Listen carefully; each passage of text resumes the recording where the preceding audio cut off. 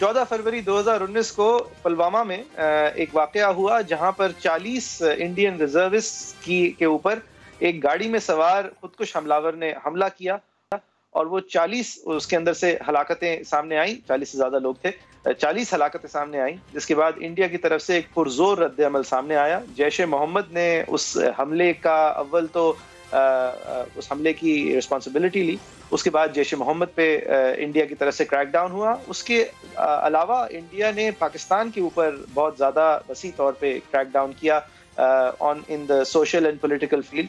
पाकिस्तान का most favoured nation का status revoke हुआ, जो कि एक पर्चे के बराबर ही रह गया था मोदी साहब के आने के बाद। उसके अलावा पाकिस्तान के साथ सिनेमैटिक या फिल्मोग्राफी या स्पोर्ट्स की जो रिलेशनशिप्स हैं उनको भी मुनक़ता कर दिया गया और इंडिया एक ऐसी पोजीशन पे आ गया जैसे कि पाकिस्तान जिम्मेदार है इस पुलवामा के हमले के लिए, जिसकी पाकिस्तान ने नफी की और पाकिस्तान ने इस बात को रद्द किया। उसके बाद ये जो दर्जा हरारत है इस तरह बढ़ती रही, सियासी दर्जा हरारत, और 26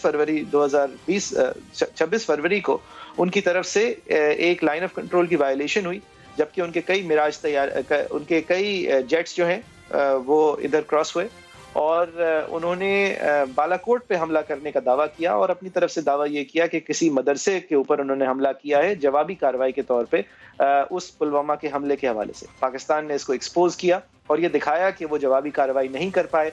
चंद मिनटों और चंद सेकंडों के लिए वो आए और फिर भाग गए क्योंकि उनको चेस आउट कर दिया गया, क्योंकि हम विजिलेंट थे। और उन्होंने अपना पेलोड जो है वो बजाय इसके कि अपने इंटेंडेड टारगेट पे गिराया हो, उन्होंने एक जंगल के अंदर गिराकर कोई अगर नुकसान पहुंचाया तो पेड़ों को नुकसान पहुंचाया, लोगों की जानी नुकसान नहीं हुआ।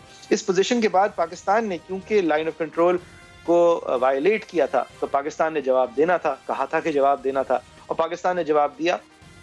उनकी टेरिटरी के अंदर जब गए तो उसकी वापसी में उनको टेल करते हुए इंडियन मिग पायलट्स जो हैं वो पाकिस्तान की तरफ आए, जिनमें से पाकिस्तान ने उनको गिराया और एक पायलट को गिरा के हमने पकड़ भी लिया, जिसको हमने फिर बहुत टेलीविजन की जीनत बनाया। अभिनंदन उनका नाम था। उनको हमने एक ट्रीटमेंट भी as a prisoner of war दी, विद रिस्पेक्ट उन्हें ट्रीट किया। पाकिस्तान ने अपनी फतह जो है वो पूरी दुनिया को दिखाई और एक ग्रेस के साथ और एक क्लास के साथ उनको फिर 1 मार्च को हमने इंडिया को वॉलंटरीली वापस भी कर दिया। ये पाकिस्तान के लिए एक बहुत विक्टोरियस, पाकिस्तान के लिए बहुत फतह के चंद हफ्ते थे। पाकिस्तान ने एक पोजीशन ऑफ रिस्पॉन्सिबिलिटी ली थी, डिनाई किया था पुलवामा से कोई ताल्लुक, उसके बावजूद एक बहुत रिस्पॉन्सिबल स्टेट की तरह बैनुल अक़वामी तौर पे और अपने साथी के साथ बिहेव किया था। इस पोजीशन के अंदर कोई दो राय ना उस वक्त थी और ना आइंदा आई हैं। इसका ये एक ब्रीफ बैकग्राउंड देना इसलिए ज़रूरी है, इसलिए कि इस पोजीशन को हुकूमत की तरफ से भी एक गलती से, जिसकी हम आगे जाके बात करेंगे, और अपोजिशन की तरफ से बराह रास्त इस पोजीशन को हिलाने की कोशिश की गई है। इस पोजीशन के हवाले से कि पाकिस्तान वाकई में इन कंट्रोल था और वाकई में उसका फैसला था और उसने फैसला एक जज्बा खैर सगाली से किया था बजाय इसकी किसी प्रेशर से किया हो। इस पोजीशन को डाउटफुल बनाया एजाज सादिक साहब के एक बयान ने, जिसके ऊपर ऑब्वियसली इंडियन मीडिया ने भरपूर तौर पे लैच ऑन किया और भरपूर तौर पे इस बात को उछाला। एजाज सादिक साहब ने क्या कहा आपको दिखाते हैं। अभिनंदन की क्या बात करते हैं। मुझे याद है शाह महमूद कुरैशी साहब उस मीटिंग में थे जिसमें प्राइम मिनिस्टर साहब ने आने से इनकार कर दिया और चीफ ऑफ आर्मी स्टाफ तशरीफ़ लाए। पैर कांप रहे थे, पसीने माथे पे थे और हमसे शाह महमूद साहब ने कहा कि खुदा का वास्ता है अब इसको वापस जाने दें, चूँकि 9 बजे रात को हिंदुस्तान पाकिस्तान पे अटैक कर रहा है। वो कोई हिंदुस्तान ने अटैक नहीं करना था, कुछ नहीं होना था, सिर्फ घुटने टेक के अभिनंदन को वापस भेजना था जो इन्होंने किया। तो ये ऐसी बातें ना करें कि जो हम मजबूर हो जाते हैं ये बात करने को।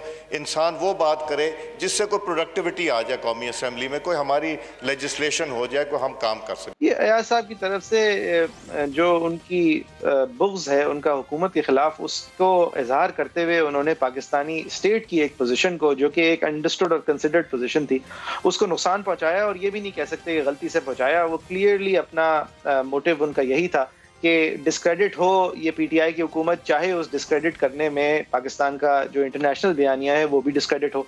अगर आपको इस बात पे कोई शक है तो अयाज सादिक साहब ने जो सफाई पेश की उसके अंदर उन्होंने शक को भी दूर कर दिया। आपको दिखाते हैं। कल जो मैंने फ्लोर ऑफ द हाउस पे स्टेटमेंट दी, उस पे हिंदुस्तान टेलीविजन का और मीडिया का जो रद्द अमल आया, मेरी स्टेटमेंट को डिस्टॉर्ट करके उसके अल्फाज से खेल के उसको चेंज करने की कोशिश की गई। अभिनंदन पाकिस्तान कोई मिठाई बांटने नहीं आया था। अभिनंदन ने पाकिस्तान के ऊपर हमला किया था और पाकिस्तान की फतह हुई थी जब उसके जहाज़ को पाकिस्तान ने यहाँ गिरा लिया था। जब पार्लियामेंट्री लीडर्स की प्राइम मिनिस्टर से मीटिंग होनी थी और 7 बजे के बजाय वो 8 सवा 8 बजे उन्होंने फॉरेन मिनिस्टर को भेज दिया, चूँकि उनकी क्या सोच थी, वो किससे डिक्टेशन ले रहे थे, क्या वो मोदी से डायरेक्ट इन कॉन्टैक्ट थे, क्या उनके ऊपर कोई और ऐसा प्रेशर था, वो हमसे शेयर उन्होंने करना मुनासिब नहीं समझा। कहा कि अभिनंदन को हमने फ़ौरन रिलीज़ करना है। और जब ये फॉरेन मिनिस्टर के थ्रू करवाया तो इमरान खान साहब की ज़रूर टांगें काँप रही थी और पसीना था, क्योंकि वो अपोजिशन को फेस नहीं कर सकते थे। अयाज सादिक साहब ने अपनी सफाई पेश करते हुए भी इस बात को दोहराया कि प्रेशर था हमारे वजीर आज़म पे। अब आपको वजीर आज़म इतने नापसंद हैं, ठीक है, लेकिन आप जब इस तरह की बात बैनुल अक़वामी एक पोजीशन के हवाले से करते हैं तो आप दर हकीकत पाकिस्तान को कमज़ोर दिखा रहे होते हैं, जो अपनी सफाई में भी उन्होंने बात बरकरार रखी। सादिक साहब जो अमूमन एक समझदार और अक्लमंद इंसान नजर आते थे, उन्होंने बिल्कुल ऑन गोल ही नहीं, उन्होंने मेरे बहुत लूज बॉल भी दी है यहाँ पे, अगर क्रिकेटिंग टर्म्स में देखें।